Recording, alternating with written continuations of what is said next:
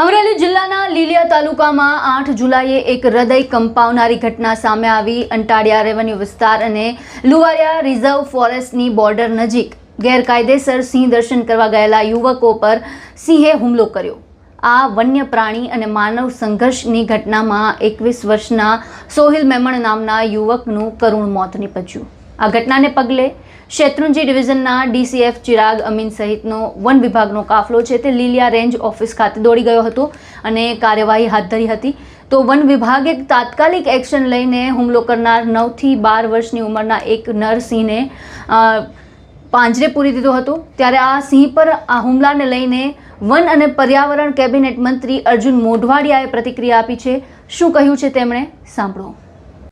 ગઈકાલે અમરેલી જિલ્લાના લીલિયા તાલુકાના અંટાળિયા ગામ પાસે એક જે સ્થાનિક ફોરેસ્ટ એરિયા છે ગીર સેન્ચુરીની બહાર, ત્યાં 3 યુવાનો છે એ ગેરકાનૂની રીતે સિંહને જોવા માટે ગયા અને ત્યાં પ્રોવોકેશનને કારણે સિંહે હુમલો કરતા એક યુવાનનું ખૂબ જ દુઃખદ રીતે મૃત્યુ થયું છે।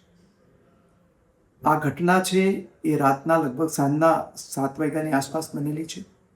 જે પ્રાથમિક અહેવાલ આવ્યો છે એ પ્રમાણે આ યુવાનો ત્યાં સિંહ દર્શનના ઈરાદે ગયા હતા અને સિંહ એમના પરિવાર સાથે હતો અને મેટિંગનો પીરિયડ ચાલતો હતો, બચ્ચાઓ પણ એમના સાથે હતા અને પ્રોવોકેશનને કારણે, ઉશ્કેરવાને કારણે આ સિંહે અચાનક હુમલો કરતા દુઃખદ ઘટના બની છે। આ બાબતે તાકીદે વન વિભાગે પગલાં લઈને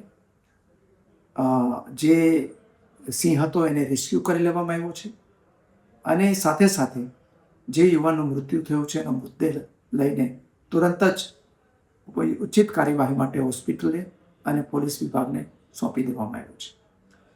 અમારી સૌને વિનંતી છે કે આ ચોમાસાનો પીરિયડ છે અને સિંહ જે રીતે મર્યાદા આપણા સૌની રાખે છે એ રીતે આપણે પણ સિંહથી એક નિશ્ચિત અંતરે દૂર રહીએ, એને પ્રોવોક ન કરીએ, એમને ઉશ્કેરવાનો કે એને ડિસ્ટર્બ કરવાનો પ્રયાસ પણ ન કરીએ અને આ સમય દરમિયાન એને કોઈ પણ પ્રકારનો છંછાડવાનું પણ ન કરીએ, જેનાથી જાનહાનિ થવાની જે શક્યતાઓ છે એની અંદર સુધારો પણ થાય। અને સાથે સાથે સૌને વિનંતી છે કે સિંહ આપણા સૌનું પરિવાર જેવું એક ગૌરવશાળી વાઇલ્ડ એનિમલ છે।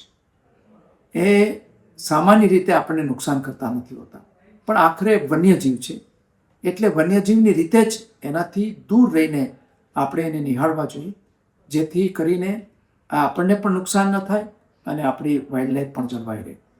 આ બાબતે આવી ઘટનાઓ ફરીથી ન બને એ બાબતે વન વિભાગ જરૂરથી ઉચિત પગલાં લેશે અને સાથે સૌને પણ કાળજી રાખવા મારી હાથ જોડીની વિનંતી છે। સિંહ દ્વારા થતા આ હુમલાને લઈને આપનું શું માનવું છે, આપના શું વિચાર છે, અમને કમેન્ટ બોક્સમાં જણાવો અને તમામ ન્યૂઝ અપડેટ માટે અમારી સાથે જોડાયેલા રહો।